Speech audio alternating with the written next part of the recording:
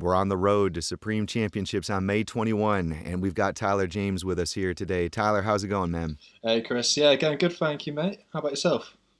Yeah, all good. Listen, I was just on the internet and I was checking you out on Tapology, and you've got a profile picture of Chuck Norris with two Uzis. Yet, you told me your day job is a little bit different.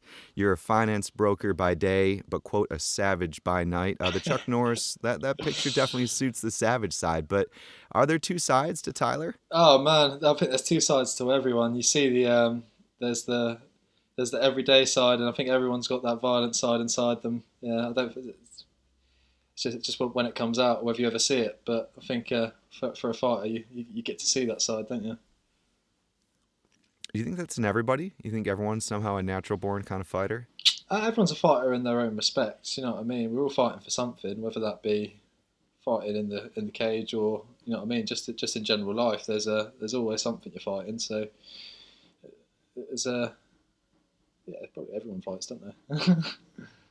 Do you bring anything from your martial arts training to your day job, or does anything come from the day job and your insight into the technical side of doing financial advisory and brokerage? Does that crisscross at all? Because I'm always really fascinated to learn about people's the full perspective of them as a fighter and an athlete and as an individual. Yeah, well, I mean, obviously, obviously, it's two very, very different things. We've got a finance broker to a cage fighter, but I think more or less from the mixed martial arts background, it brings more discipline than anything else. It's you know you're there to get a job done. It's the same thing when you get in the cage. You're there to get the job done. It's yeah, I think it gives you a very, very strong mindset. What drew you to fighting? I've always loved fighting, man. Since I was a kid, I always loved fighting. I used to watch. Back in the day, I watched UFC one. Um, so, mate, I've just always been into it. You know what I mean? Um, I think I've watched every episode of every episode the UFC's ever brought out on their UFC Fight Pass. So, I think I'm probably a fan before I'm even a fighter. That's impressive. I mean, you're 1-0, you're only 24, yet you were going back to the kind of the heyday. I mean, the zenith of MMA, at least in the West. What intrigues you about it? Like, I'll tell you, for me, like I work as a commentator and I worked as somebody who has been around the game for a long time. And I'm always like, the thing that was an obsession for me was looking at all the different dimensions of martial arts, every different style, every different angle, even every different facet of grappling, whether it was a Sambo guy, a Greco-Roman wrestler, a BJJ guy, a judo guy, a guy who was, a 10th Planet specialist, or maybe he was a Carlson Gracie guy with great top game, whatever, right? Every different thing, everything you could imagine. And trying to understand the elite level of mastery that must be addressed when you go into an MMA fight. How do you mix that? How do you try to find an angle that might be the most effective in a particular matchup? Mm. It's a crazy thing to watch play out. And if you go back to the beginning of the UFC, when there was Art Jimmo with one glove, Tank or Abbott. the different rule sets, I mean, there was some wild stuff happening. Was that what attracted to it, or was it something else? Oh man, it's literally like I've always been into a whole sort of gladiator sort of thing. I think I was always drawn to that, and it's the same sort of thing, isn't it? You walk in there with a certain set of weapons against another set of weapons, and it's whichever one's the strongest out of the two. I think we, we've evolved to a point, but I think we're still there. You know what I mean? It's just changed. So it's like being a modern day gladiator more than anything. You know what I mean? It's Except for you're not wearing a loincloth with a spear and a trident, right? yeah, but we're wearing some pretty tight fucking shorts sometimes, man. Valley Tudos, you know what I mean? God. Yeah, if only they let you rock that one when you're doing your financial brokerage, right? Moving along. Your journey into MMA began in 2019 with a charity MMA fight. Now I believe you're 1-0 in kind of proper pro, or rather proper amateur MMA. Yeah. Talk to me a little bit about that journey. Like, when did you actually say, all right, I've watched this, I'm gonna go and do it? Oh man, it was so impulsive. If I'm honest with you, I back in 2019, probably around then. I just was I wasn't very I wasn't I wasn't active. I wasn't active as I'd want to be. I was always, as a kid, a very active sort of individual, but I'd sort of just started getting lazy later on in life. I think early 20s, just being your standard early 20-year-old, not doing anything. Got pretty unfit. I think at one point I was at about 97 kilograms. From there, I saw this charity fight come up, and I just jumped straight headfirst into it. Thought, do you know what? I've always been intrigued to see what I could do, and then what better way to test yourself? You know what I mean? It's a win-win. What was that feeling like when you made the walk for your first fight, and what does it feel like looking back on it?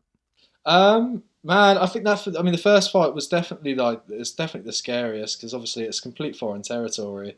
I feel like the first fight's more getting the nerves away than anything else because it's such a strange environment. I mean, the whole aspect of it when you really think about it properly, it's pretty crazy.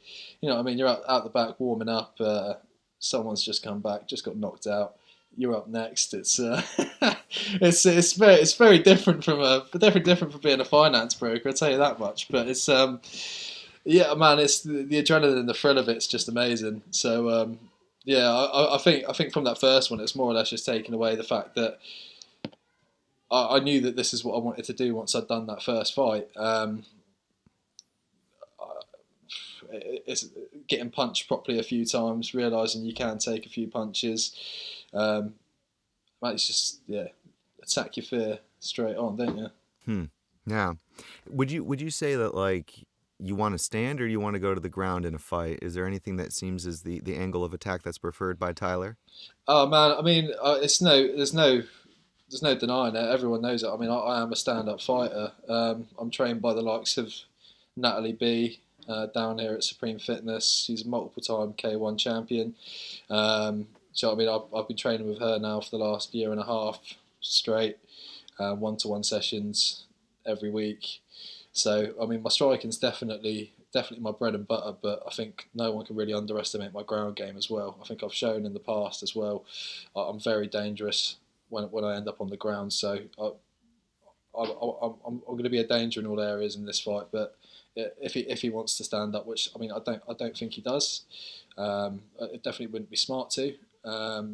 Then we can do that. I mean I'm all out. I don't mind getting into a brawl. Things get dirty, man. That's what I'm here for.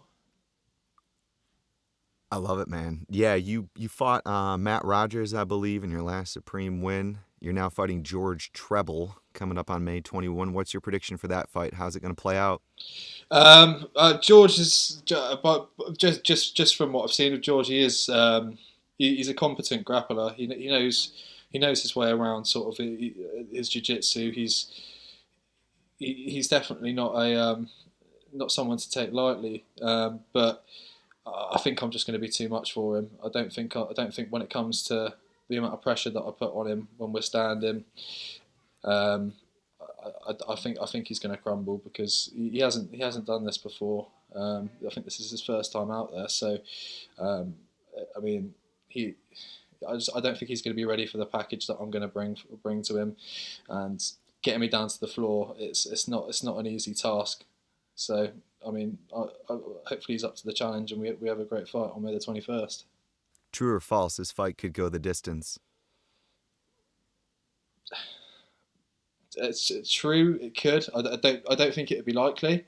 Um, I think more or less it's going to end in one way, and that's going to be a TKO or a knockout. But um, that's just my opinion. I mean, it can go the distance. It always can. Fighting's very unpredictable. You know what I mean? Sometimes the stars don't align, and you don't hit that sweet shot that's going to put the opponent out. But it's I think just overall prowess. I'm gonna come in there and I'm gonna show my levels a lot higher. Over or under 50% chance we see a first round finish. I'd say over 50%. Why? I've been training at an incredible pace. Like from the get go, there's going to be a pace to this fight. It's not going to be slow. There's going to be action. You know what I mean? I'm one of those. I won't ever be in a boring fight. I'm there to bang. You know what I mean? If you want want to throw down, I'm there to throw down. If he wants to try and hug me and hold me on the floor for 3 minutes, be my guest, man. You know what I mean? But I have fun getting there. Who are your favorite fighters? Who are the in any style, whether it's boxing, kickboxing, BJJ, MMA? Who do you look up to and why? Man, it's stereotypical, man. I love the Diaz brothers. I love the whole 209 Stockton attitude to it, man. You know what I mean? They're that's the modern gangster right there. What do you think we see them back again or not? Yeah, well, I think Nate's got one more fight on his contract, so we're going to see Nate one more time, aren't we? But I think he's from the looks of it, he's struggling to get anyone. By the look, I think they're trying to keep him behind for that McGregor trilogy before they lose it, aren't they? Because if he's got one more fight on his contract, he then decides to go sign for Bellator or whatever he does. You know what I mean? He's looking for another avenue to go make. He's obviously don't want to be in the UFC anymore, so he's looking for another avenue. And if he takes another fight, that trilogy goes away. There's a lot of money there, isn't there? So I think that's what they're trying to do. But I don't think he's that keen on it, is he? So um, God knows. I saw something about Nick coming back at the end of the year as well. Um, yeah, I think Cesar Gracie was saying about him coming back, or It's true. Yeah, even Jake Shields was saying that. Like, but he was talking about the fact that he wanted to be able to give Nick the time to do it and having a proper camp. Yeah, I remember. I think it was Jake Shields was on Joe Rogan's podcast, and they were talking about that. I actually had to go back to the Mayhem Miller Jake Shields Strike Force brawl. Do you remember? oh my God, man, Mayhem Miller is one of the most underrated fighters of all time. Honestly, I think he was incredible. You know, I mean, he had that smothering wrestling that Khabib had, but he had it back in the day. He used to just hold people down, suck the legs, and he'd just be a pain in the ass, man. Like you watch his fight with Mike Bisping. Mike Bisping's just on the floor with his legs entangled. What do I do?